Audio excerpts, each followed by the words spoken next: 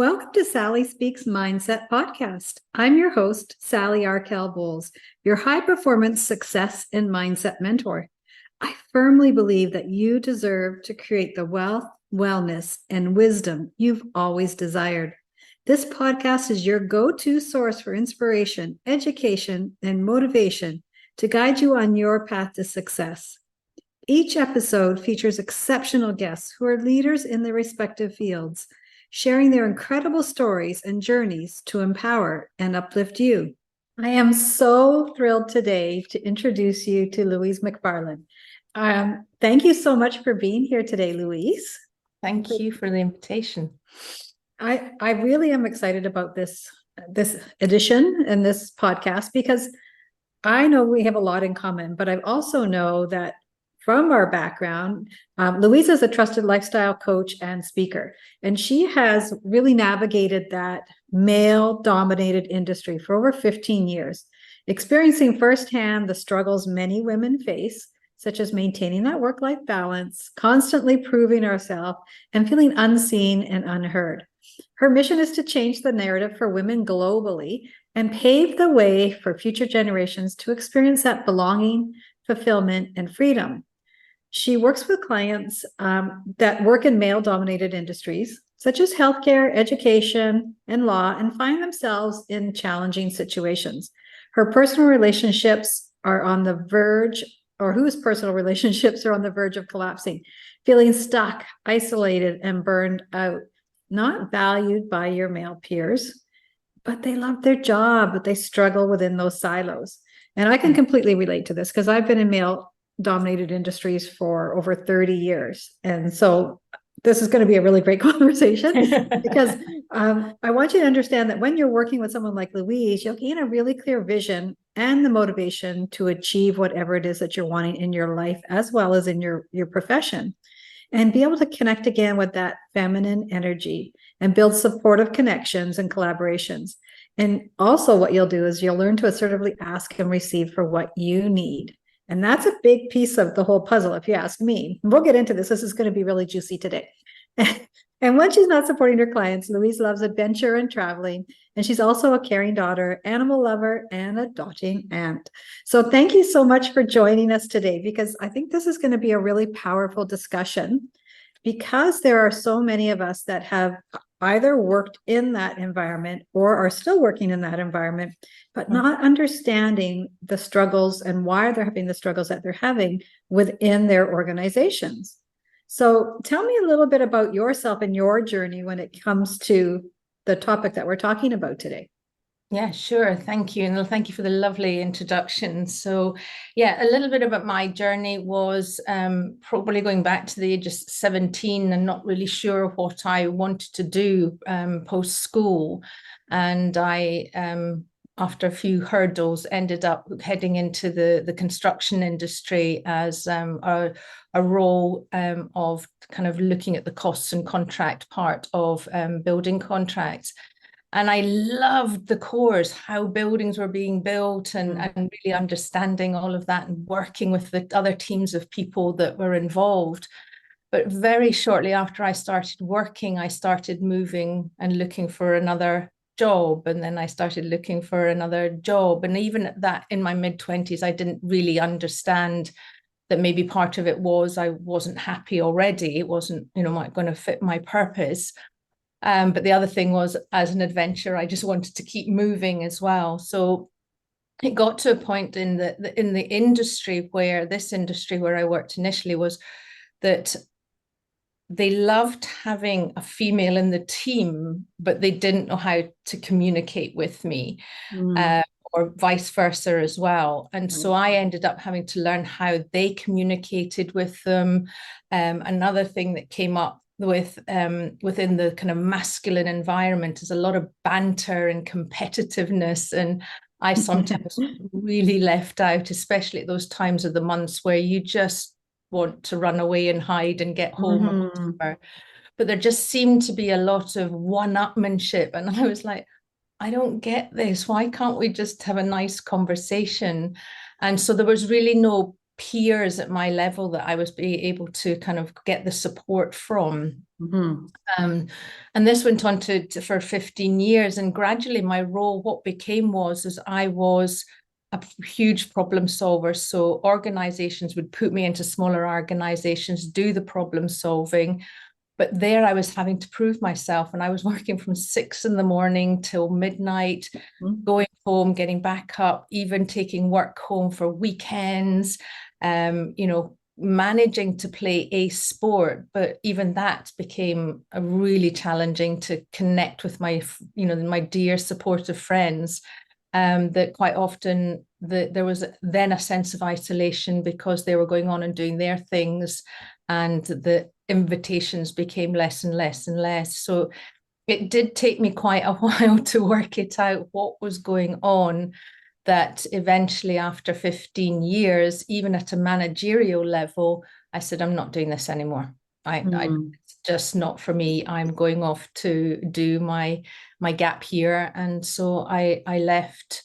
And when I came back to the UK after 8 years, I then thought, I love teaching, I love helping people. And I stepped into the education system, and it all happened all over again.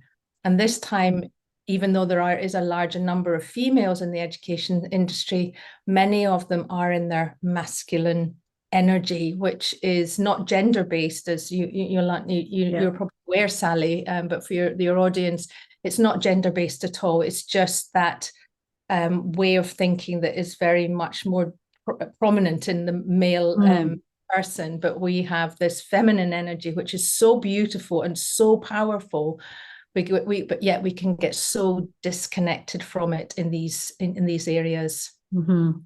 No, I totally agree. And I recognize the same thing throughout my career, is that I stepped into that masculine energy so much so that I was just one of those people giving everything to my company and not understanding the contributions I could make by stepping into my feminine.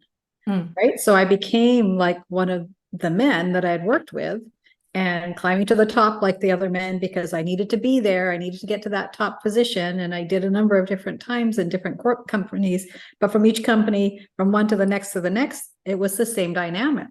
And it wasn't until I actually chose to leave my last organization that I started to understand that I had a whole different perspective on what I could bring forward. And I recognized what I had given of myself over 30 years in the corporate world within all these organizations that truly wasn't who I was. And so tell me a little bit about what you found when you left that environment, and what really motivated you to want to get into this business, to be able to help others to understand how they can show up truly in their feminine energy within a male-dominated environment, or how to navigate outside of that. Yeah, perfect. That great question. Well, after I left the building industry, I did go and travel, and I'm very fortunate to have other skills that I was able to take with me. So I taught English as a second language, and I had also retrained as a massage therapist and a lot of other kind of complementary information that I could share with these clients. And so I traveled abroad, I did this work, and that is where it changed, where people would go, oh my goodness, you're so helpful, Louise, you have so much knowledge. Every time I come to see you, you're just able to explain clearly and concisely what it is that I'm going through right now. Because for me, it was the understanding of the dynamics of the mental, emotional, physical connection, not just necessarily the physical connection or challenges that they were having. And it was actually somebody, one of my clients said, you should become a coach.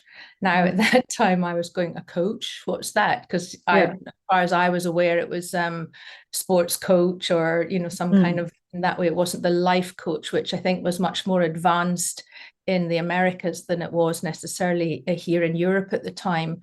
And so I came home and I just started looking up, what is this coach? What is this coach?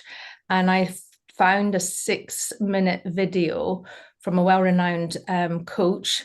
And I just was in absolute tears because it just Wow. resonated so much with my heart that I thought, yeah, this is what I want to be able to do. I want to be able to support people to overcome their challenges, whatever they were at the time, because I started very wide scale.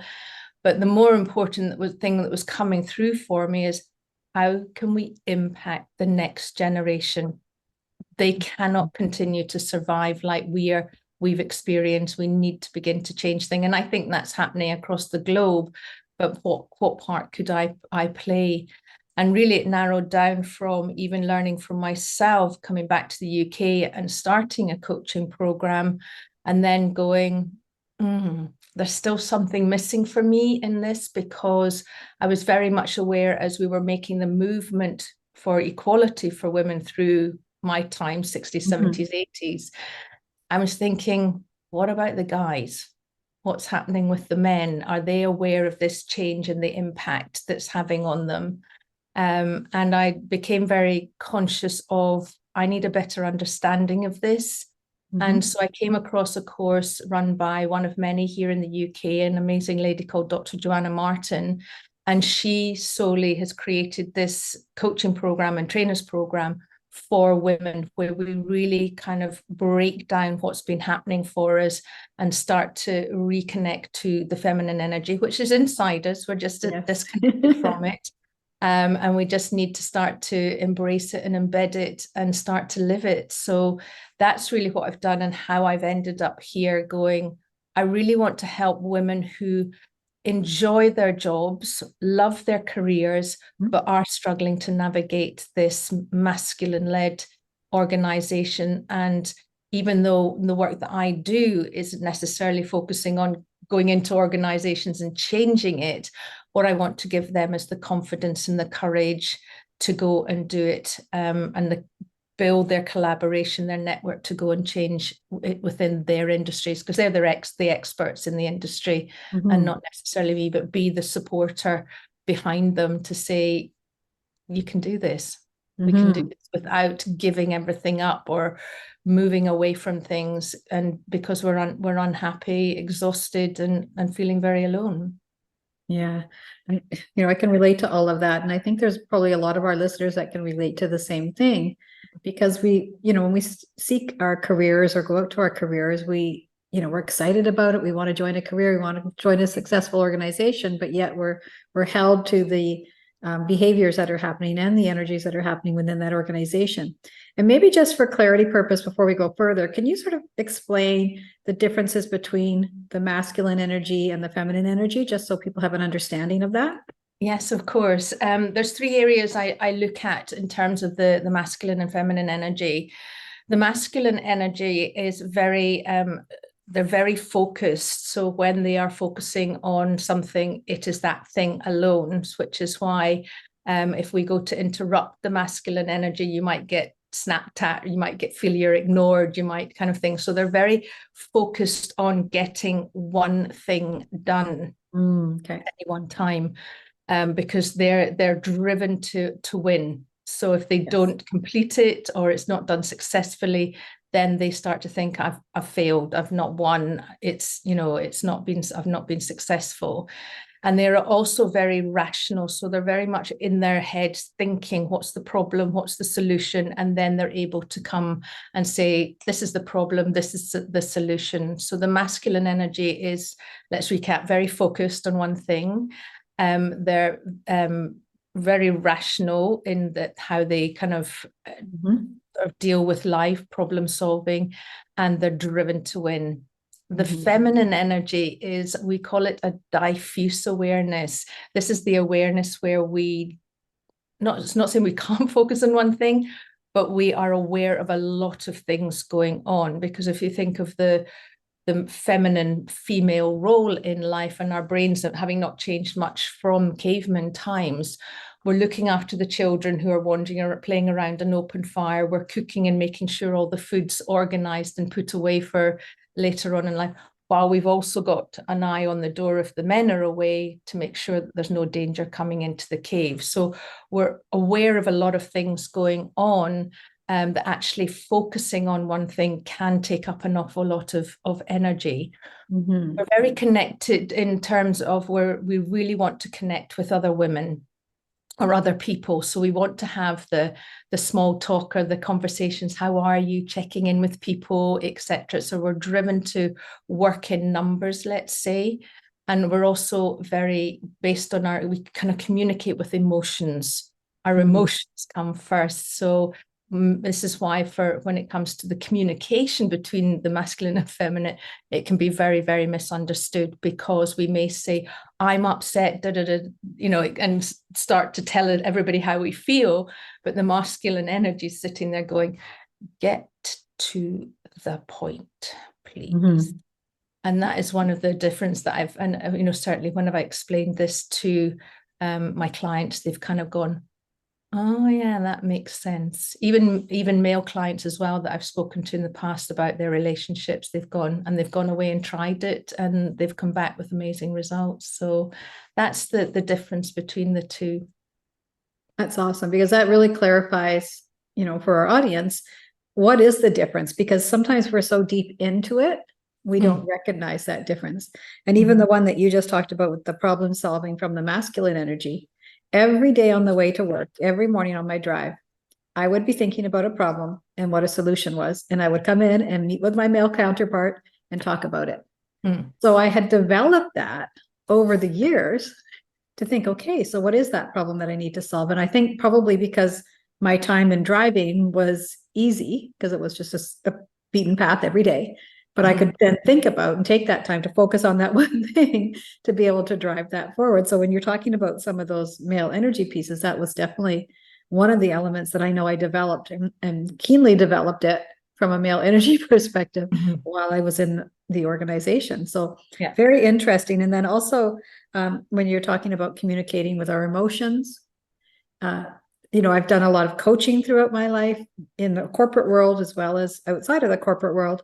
But I do notice that communicating with our emotions can be very difficult, even for women today, because they've been closed as far as sharing that with their counterparts, and especially in the work environment. And it was also shunned upon a lot of the times when I was working there, as if like, oh, that emotion means nothing. Yeah. And you needed to suck it up, princess, and just move forward. Or you're needy or drama queen, or there she is, goes again kind of thing. But it's not, it's the frustration that by pushing down our emotions for so long, it's still coming up every time, the same issue or something similar appears, that, people kind of go, oh my goodness, have you not got over this? It's no, I haven't actually got it out yet. And that's one of the things, which is why, for the feminine energy, we need our girlfriends, we need our female circles to be able to share whatever is going on for us, so that we can, like you did in your journey, kind of get out the emotional part, so you can actually, when you do come to your male counterparts, speak clearly. This is the problem. This is a solution I've come up with. Do you have any other suggestions? Or I'm completely stuck. Can you help me with a solution? And that's where the strength of the masculine energy comes in. They're not listeners. The feminine energy is very much the listener. Yeah. And I think we can all see that in our own personal relationships as well with our partners, right? And yet we try to approach it in a way that we think is going to work. But at the same time, it's like, if they're on that focus for something, everything we talk about just goes over their head, right? And so I think, as we learn how to tap into this in both our personal lives as well as our professional lives, it can really make a big difference for us in just understanding that dynamic on those three characteristics you talked about for both the masculine and the feminine energy. So I can see why when you start working with your clients, it can really make a difference to their personal lives as well in understanding that element. Very good. Yes. So now, could you share a specific story or example that brings, your concept to life, that you may have worked with a client that's had a lot of success, or what they were going through and what the outcome was? Yes, this is a fairly recent story of somebody who was working in the healthcare, and having come through the last 3 or 4 years that we have all come through. Thank you so much to all our people out there in the front line coping and managing everything that was going on during that time. But she was working she is working in the healthcare. And when we started speaking about the masculine and feminine energy and where did she fit in, she had very much herself was communicating in the masculine energy, and yet there was a lot of emotions that she was coming up because she didn't feel heard. And I think when we spoke about it, she went to burnout. She had to take time off, and I connected with her just as she was heading back into work, and she was really, really anxious about it. And she went and spoke again to some colleagues about her coming back to work, and nothing had changed. She was not heard at all. And she sat there one day, and she said, I need to change this, Louise. And I said, okay. And she said, and we talked the pros and cons about it. And really, we ended up being able to give her a template of how to approach the conversation for her to determine whether staying in this particular clinic was best for her professional life or shifting slightly to do something else. And I left her still unsure as to whether she was ready to do this.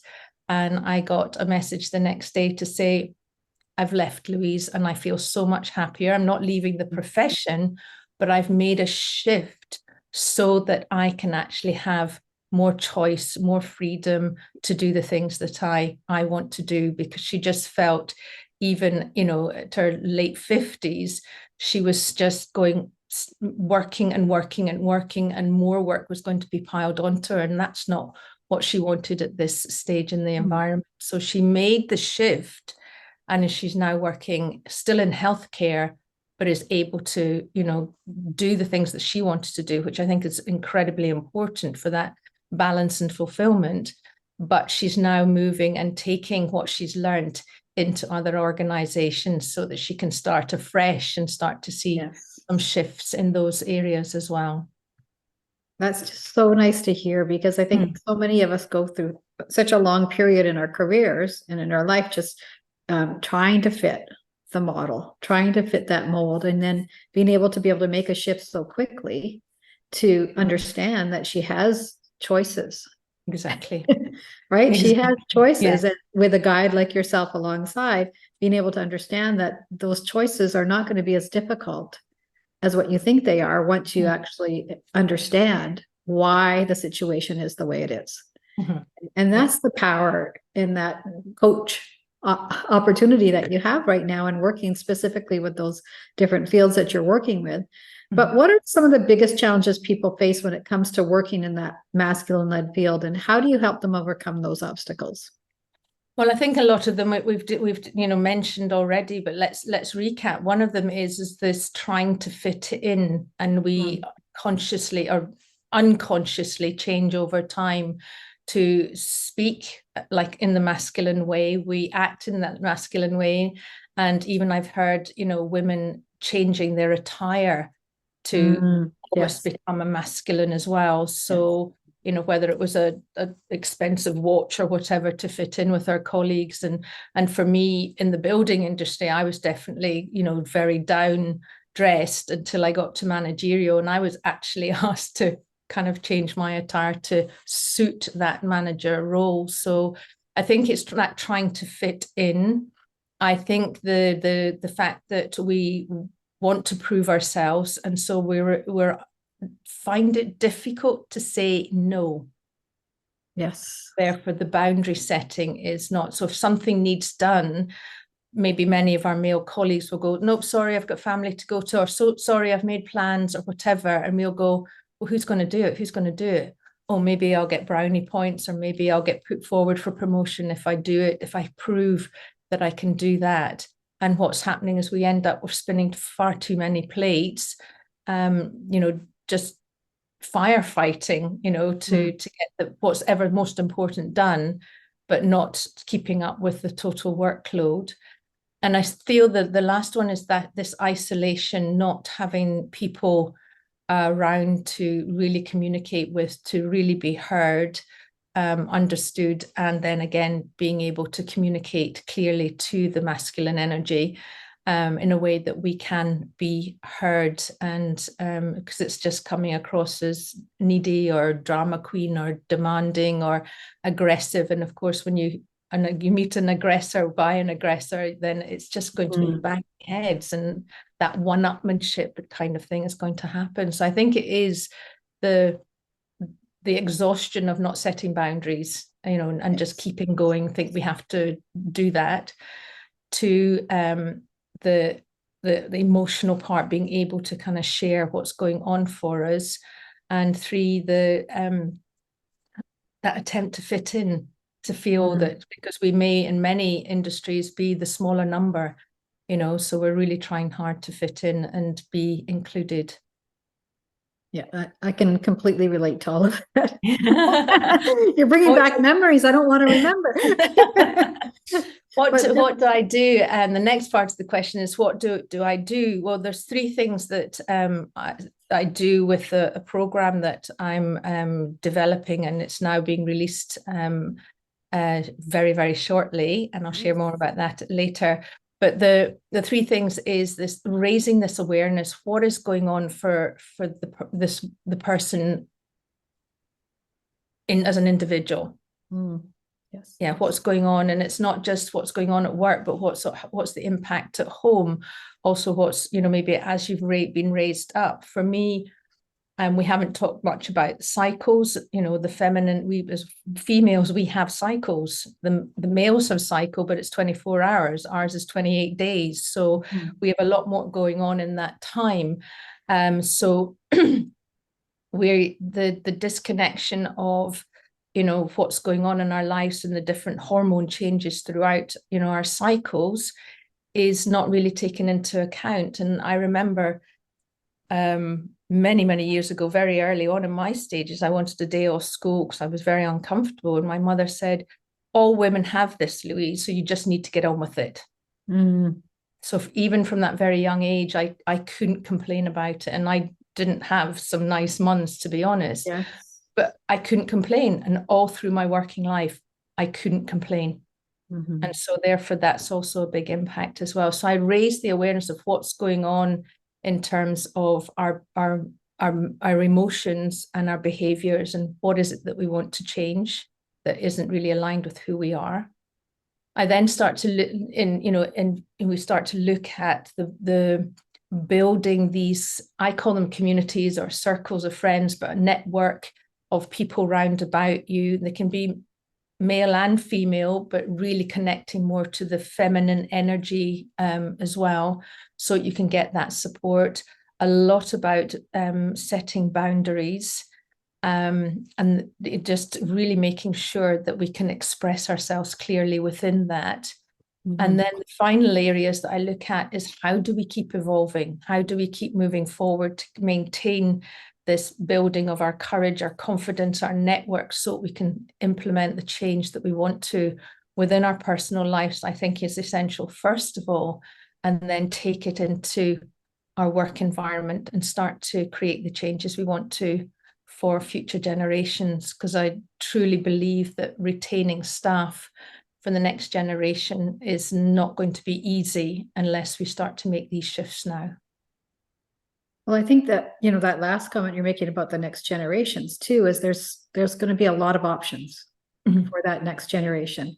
And what we've already recognized is, if they don't receive all of the benefits, I'll call it, as flexibility and all of those types of things, or to be able to have that schedule that fits along with their family, people have a choice today. There's a lot less people in the workforce than there were when we were growing up and competing for that position. And they have options, to a lot more entrepreneurial options that are available today. So I think that, as employers, we really need to be cognizant of not only what we can do to embrace both the feminine and the masculine energies, but also to understand that we need to take care of our people. Yes. In a way that's really going to serve them and serve the organization. Because if we continue to operate the way, that we've typically operated in the past with all of that masculine energy, we aren't going to retain people and we aren't going to get the best talent. And I No. think that's going to be a big detriment to the organizations as we move forward, to not really recognize and honor the elements that you've been talking about today.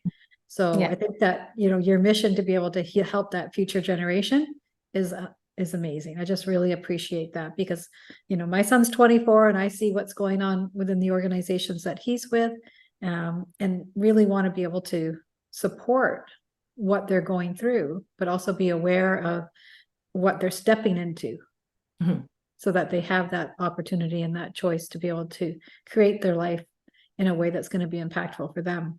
Yes. Yes, absolutely. And let them grow at the speed they want to grow, not you Mhm. develop by in a certain age, you're at this level, you're at this level. Let those who are ambitious and are, lifelong learners and want to upskill the whole, the whole time, let them grow even faster and not limit them. I think that's one of the messages that I want to share. And we are terrifying young people in their teens leaving schools. They feel that they have no idea what they want to do. They're very fearful of, what do I do? What do I do? I'm not going to be successful. I don't have the skills. I don't have the skills. And I think, as you mentioned, they're not going to get the talent, and they're not going to be able to retain the talent, because young people have these options, which will change the education system. Yes. Yeah. And I know just from watching my son going through, the senior years in high school, post-secondary, was the struggle of the pressure of having to decide what they were going to do for the rest of their life, because that's how it's presented. What are you going to study? What are you going to do for the rest of your life? Well, you develop so much in your 20s. Yes. It's a huge development stage, and yet in their teen years, they're being pushed into decide what you're going to do, decide what university you're going to go to, what course are you going to take, as if that's the option that they have to choose. And when my son ended up choosing his direction, it came completely out of the blue for me, because he chose to go into the film industry and study film making. And I had no idea that that was an interest for him. I knew what his skill sets were. I knew what, he would be really good at, but it just came out of the blue. And I'm so glad and grateful that he chose something that fills him with a purpose and a drive and an excitement about what he gets to achieve and create in his life. But I would never have known that unless he decided. Yes, and I think that's you said exactly, that fills them with excitement, enthusiasm, rather than the pressure of you need to get a job, where we know nowadays, even our own experiences, we can change as we learn new skills, and I much admire those who go into a particular career and stay with it throughout their lifetime. That's fantastic. But there's many of us who, just want to keep growing and evolve from what we're doing as we move through our career life and extended career life. Now, it's not necessarily stopping at a particular age. We can continue, start up new businesses. We can do whatever we want for as long as we want as well. And that's where it's important, is this age, limitation needs to kind of disappear. Yes. And let's just keep going with those that want to us to keep going. We keep going, and let the young ones have the enthusiasm to start something they're enthusiastic about at that age, and let them bring their experience, their knowledge, what they've learned coming through, about inclusion and diversity, that, we didn't learn coming through school, but it's second nature to them, Yes. And a very, very quick story. My cousin had a little boy recently, and I wrapped up a gift for them, and I wrapped it up beautifully. And I wrapped it, and I went, oh, there's a lot of pink for this little boy on the paper. So I gave him the present. I said, I really do apologize if you see a lot of pink. It wasn't intended. I kind of hoped there was a bit of a blue. And she said, oh, it doesn't matter. But I was, we start this kind of worried about it, but in their world, it's a beautiful gift. Thank you so much. And I just thought that was beautiful, that, that we need to be aware that they are already perceiving the world differently from us. Yeah. And, I think a lot of that is because of what they've grown up with, right? And what they've witnessed over their lifetime, but also being more open to what they would love to create in this new generation. Yes. Because they've looked at their parents giving, doing, giving their life to their companies. And at the end of the day, they want to have a lifestyle. Mhm. Right. I know for my husband and I worked a corporate career that would take me sometimes out till 10 o'clock at night because I was doing appointments with clients with the people I was working with or training. And my husband was out of town. Mhm. He was, in other places of the world for most of my son's, growing up years. Mhm. And so we were like a one parent family. And yet, he supported that and he saw that and he appreciated it. But I know that's not what he wants. No. Right. And so I think what we've demonstrated has opened up their eyes to what is possible. Yeah. Which is beautiful. So I just love your mission. I think it's Thank you so a much. beautiful mission. So now, is there one key takeaway you would like our listeners to remember from our discussion today? So many, to be honest, so many. I think the one key thing I would love to share with the listeners today is, if you are feeling unheard and misunderstood, then please do find something or reach out to me to get some resources as to how to understand and ask for what you need so that you can feel supported and misunderstood and not get frustrated and feel that there's a lot of time wasting because you think you're communicating clearly with somebody and it's just not getting the results that you want. So I think that's the one thing let's move forward and start to really understand how we can master the communication with the masculine energy so that we can ask and receive what we need. Beautiful. I think that's great. And I know that you have a connect call that they can connect with you. So we'll put that in the show notes as well, so that they can connect with you for a 15-minute Thrive call to be able to just really have someone listen. Yes. And ask you some questions to determine what, if there's something that we can, as Louise could offer to be able to just shed some light and support. And there's nothing wrong with having a complimentary call, because it certainly is something that allows you to just explore and at least have your voice heard.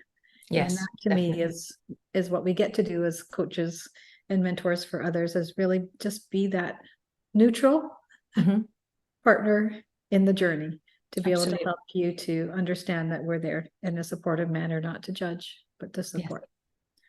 So thank you so much for joining us today, Louise. I've really appreciated it. And just like I said, I think that what you're doing is definitely very much required and needed globally right now, because I meet with a lot of people as well that are struggling and not really understanding. They're hearing a lot about the masculine and feminine energy, but not understanding, what does that mean, right? Does it mean how I'm dressing?